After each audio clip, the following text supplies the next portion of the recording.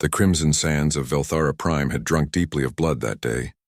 Captain Zaraka of the Cathari Guard stood in the center of a closing circle, her azure scales gleaming with sweat and gore. The remnants of her ceremonial spear lay scattered around her feet, the weapon that had been blessed by 7 moon priests and forged in the heart of a dying star, now nothing more than crystalline fragments. 30 Vorthak raiders pressed inward, their obsidian carapaces clicking with anticipation. Their mandibles chattered in their guttural language, discussing how they would divide her organs among their broodmothers. Zaraka had fought valiantly for 3 hours, but even a Kethari warrior captain had limits. She raised her secondary blade, though her arm trembled with exhaustion. The nearest Vorthak, its compound eyes gleaming with malice, flexed its razor-sharp claws. This was how she would die, not in glorious battle against equals, but overwhelmed by scavengers who had caught her patrol in an ambush. By the 7 moons, she whispered her death prayer, "Let my spirit find." Thunder split the air above them. Every head turned skyward as something plummeted through Velthara's pink atmosphere, wreathed in flames and trailing black smoke. The object struck the ground 30 meters away with tremendous force, sending up a geyser of sand and rock that scattered the outermost ring of Vorthak. For a moment, silence reigned. Then from the smoking crater came a distinctly alien voice, speaking in heavily accented Cathari. "Mind if I enter the fight?" A bipedal figure emerged from the smoke, and Zaraka's hearts nearly stopped. She had heard rumors, whispered stories from traders who claimed to have visited the Outer Rim. But she had never believed them. Humans were myth, weren't they? Tales told to younglings about the strange mammals who walked upright and built cities on death worlds. This one stood barely 2 meters tall, pathetically small compared to her own 3-meter frame or the hulking Vorthak. Its skin was a pale pink marred by burns and cuts, and sparse brown fur covered its skull. Most shocking of all, it had only 2 eyes. Tiny, round things that somehow managed to convey fierce determination.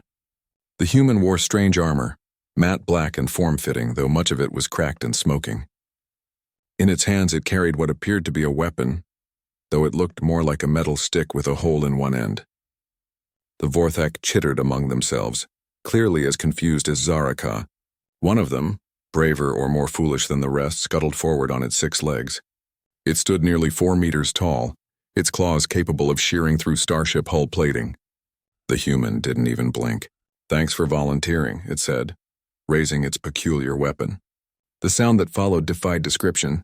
It was like thunder concentrated into a single instant, accompanied by a flash of light. The advancing Vorthak simply stopped. A hole the size of Zaraka's fist had appeared in its torso, perfectly round and cauterized. The massive raider toppled backward, dead before it hit the sand. The remaining 29 Vorthak erupted into motion, rushing the human from all sides with inhuman speed. Zaraka had seen these creatures dismantle entire squads of elite warriors in minutes. What happened next would haunt her dreams for cycles to come, not with terror but with awe. The human moved like liquid death. Its weapon thundered again and again, each shot finding its mark with impossible precision. When 3 Vorthak closed within striking distance, it simply discarded the empty weapon and produced 2 smaller versions, firing them simultaneously while spinning in a graceful arc that would have made a Cathari dancer weep. But it wasn't just the alien's accuracy that stunned her. It was the complete absence of fear. When a Vorthak's claw raked across the human's shoulder, tearing through armor and flesh, it merely grunted and continued fighting. When another raider's mandibles closed on the human's leg, drawing blue blood, it used the proximity to place its weapon directly against the creature's head. Zaraka realized she was witnessing something unprecedented, a being that simply refused to acknowledge the concept of surrender. Every wound, every setback only seemed to fuel the human's determination. It fought with the desperate fury of a cornered beast, but with the calculated precision of a master warrior. Within minutes, half the Vorthak lay dead or dying. The survivors began to retreat, their chittering now high-pitched with fear. But the human wasn't finished. "Oh no," it said, reloading its weapons with practiced efficiency. "You started this dance. We're going to finish it." It pursued them across the crimson sands, methodically hunting down each raider. Zaraka could only watch in fascination as this small, seemingly fragile creature systematically eliminated threats that had required her entire patrol to merely slow down. When the last Vorthak fell, the human returned to where Zaraka still stood, now staring at a battlefield littered with the corpses of her enemies. The alien was breathing heavily, blue blood, its blood, she realized, dripping from numerous wounds. But it was grinning, baring white teeth in what she would later learn was an expression of satisfaction. "Sorry about the dramatic entrance," it said, gesturing toward the crater. "My ship had a bit of a disagreement with some pirates. The escape pod's guidance system wasn't exactly precise." Zaraka found her voice at last. You are human?" "Guilty as charged. Sergeant Marcus Webb, Terran Colonial Marines." It performed a strange gesture, touching its forehead with 2 fingers. "And you're Cathari, right? I've heard good things about your people. But the stories say humans are weak, fragile, that you die from the smallest injuries." Marcus laughed, a sound like grinding stone that somehow conveyed amusement. "Fragile?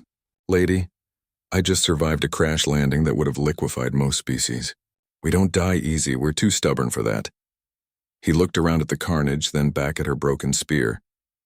"That was good fighting, by the way. 30-1 odds, and you were still standing when I got here. Impressive." Zaraka felt her scales flush with unexpected warmth. Praise from this creature, this human who had just accomplished the impossible, meant more than any commendation from her superiors. "I am Captain Zaraka," she said formally. "I am in your debt." "Just doing what humans do," Marcus replied, already checking his wounds with casual efficiency. "We see someone in trouble, we help. It's kind of our thing." As rescue flares began appearing on the horizon, Zaraka realized that everything she had believed about humans was wrong. They weren't weak. They weren't fragile. They were something far more dangerous. They were unbreakable. And perhaps, she thought as she watched Marcus tend to his injuries without complaint, that was exactly what the galaxy needed.